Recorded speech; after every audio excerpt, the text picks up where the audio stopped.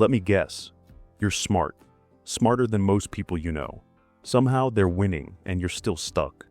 They're building businesses while you're still building plans. Success keeps slipping away, not because you're lazy, but because being smart can secretly hold you back. Here's why. Chapter 1. The hidden trap of overthinking. Let's be real. If you're smart, chances are your brain never shuts off. You're always thinking, planning, analyzing, and while that sounds like a gift, it can secretly be a trap. See, most people take one step and figure it out as they go.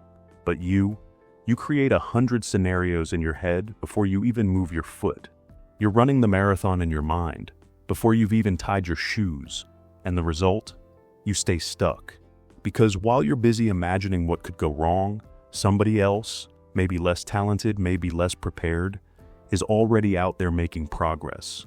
Overthinking feels safe. It feels smart. But in reality, it's like being in a rocking chair. Lots of motion, no actual movement. You burn energy, but get nowhere. It's like standing at the edge of a swimming pool, calculating the water's temperature, the depth, the angle of your dive, while the brave ones just jump in and start swimming. And deep down, you know this.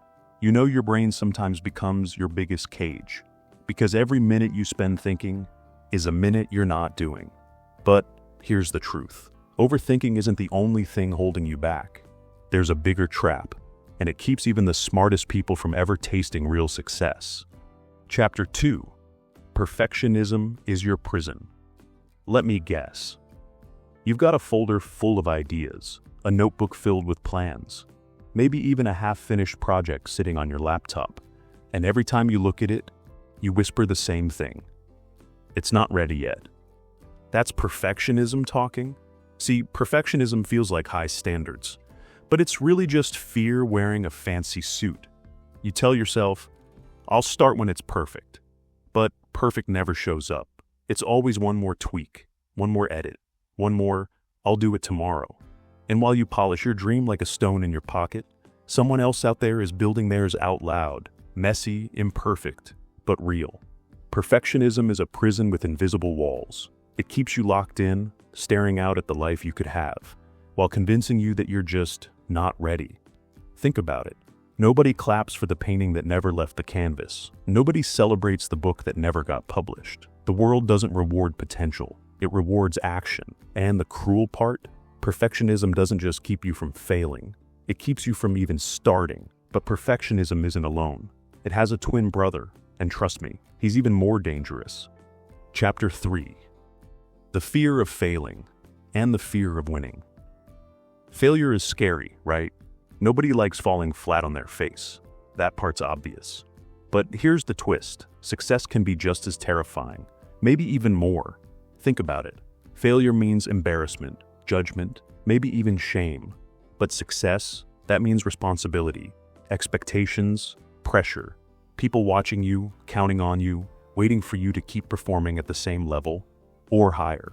So, you're stuck between two fears, afraid to fall, but also afraid to rise. You whisper to yourself, what if I can't handle it? What if I lose it all? What if people find out I'm not as smart as they think I am? This tug of war leaves you frozen. You sabotage yourself before you even start.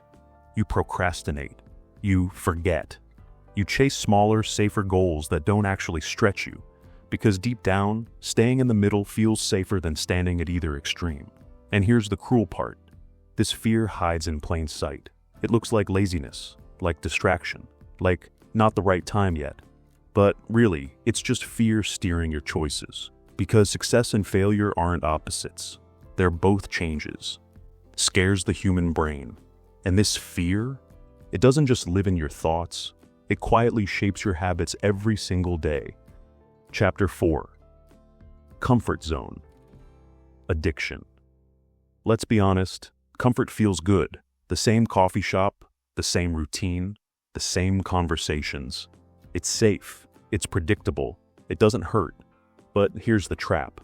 When you're smart, your brain can dress up comfort like it's a wise decision. You tell yourself, I'm waiting for the right time, or I'm not ready yet, or even worse, I'll start when things calm down. Sounds logical, right? But deep down, it's just fear, wrapped in pretty words. Your brain creates the perfect excuses for staying in the shallow end. Why risk the waves when the water here feels warm?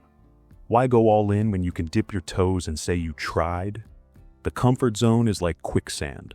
It doesn't trap you all at once. It holds you little by little, until years pass and you suddenly realize you've been standing in the same spot all along. And here's the scary truth.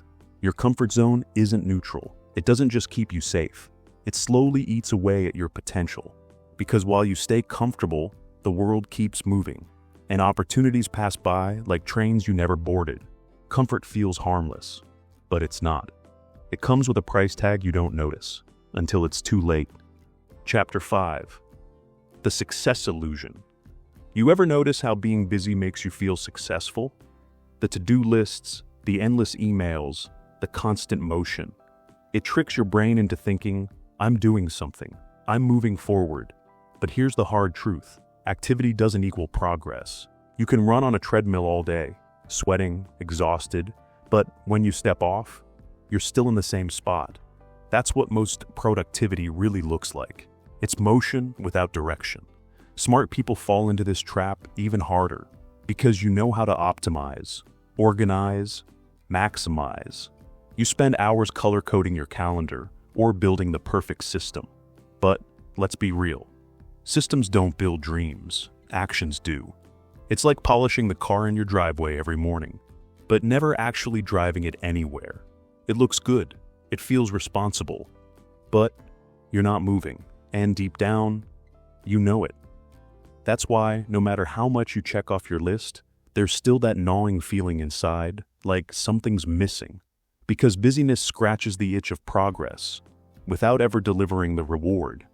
It's the illusion of success, a fake glow that fades the second you stop. And this illusion, it's the reason your potential feels wasted. Chapter 6. The missing skill nobody told you about. School taught you a lot. Equations, history dates, maybe even how to write a perfect essay under pressure. But here's the thing. Nobody ever pulled you aside and said, hey, the real secret isn't knowing more. It's doing more. Execution, discipline, resilience, that's the holy trinity. Because the world doesn't pay you for what's in your head. It pays you for what you deliver. You could know every business strategy in the book, but if you never launch the product, it's worthless. You could read every fitness plan ever written, but if you don't step foot in the gym, nothing changes. Discipline, it's the bridge between ideas and results. And resilience, that's the fuel when discipline runs low. The thing that keeps you standing after life knocks you flat on the floor.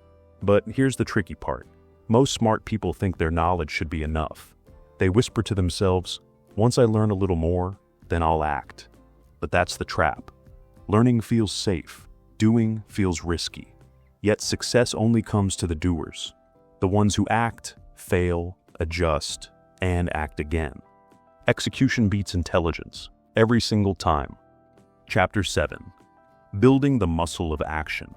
Here's the truth. Discipline isn't a gift. It's not something you're born with. It's a muscle. And just like any muscle, it grows when you train it. But most people, they wait for motivation. They think they need to feel ready before taking the first step. That's backward. Action comes first. Motivation shows up later. Think about the gym. You don't start strong. You start shaky, awkward, barely lifting the weight. But every rep rewires your body to get stronger. Action works the same way for your brain. Each small, imperfect step whispers to your mind, I can do this. Write one page, not the whole book. Make one call, not the entire sales pitch. Take one walk, not a marathon. Those tiny moves stack up, and soon, what once felt impossible starts to feel normal. Smart people overthink action, like it has to be big, dramatic, life-changing. But real change, it's built out of boring, consistent steps, and the more you act, the easier it gets. You stop asking, what if I fail? And start asking, what's my next move? That shift rewires everything, and once you take action, there's one final wall to break. Chapter 8. The loneliness of the smart path. Being smart can feel like a blessing and a curse. You see things others don't. You think deeper, question harder, dream bigger. But sometimes, that difference makes you feel like an outsider. You've probably had moments where you share an idea, and people look at you like you're speaking another language, or times when friends can't understand why you're restless, why just settling down feels like a cage. That loneliness, it stings. It makes you whisper to yourself, maybe I should just blend in. Maybe I should shrink my dreams down to fit the room. But here's the thing, every path worth walking will feel lonely at times. Growth separates you from the crowd. It's like climbing a mountain. The higher you go, the thinner the company gets. And yet, that's not weakness. That's proof you're on a path most people never dare to walk. The secret? Don't see your difference as isolation. See it as a direction. The very thing that makes you feel out of place is the same thing that sets you apart. Because success isn't about fitting in. It's about standing tall, even when you stand alone. But here's the twist. Success isn't just about you. Chapter 9. The power of who you walk with. There's a saying, show me your friends, and I'll show you your future. And as cliche as it sounds, it's true. Your environment is like soil. Even the strongest seed can't grow in dry dirt. And even an average seed can thrive in rich, healthy ground. Look around. Who are you walking with? Do your friends challenge you, or do they keep you small? Do they clap when you win, or do they quietly hope you fail? Because whether you notice it or not, you rise or fall to the level of the people around you. Mentors, peers, even the voices you let into your head through books or podcasts. They all shape your ceiling.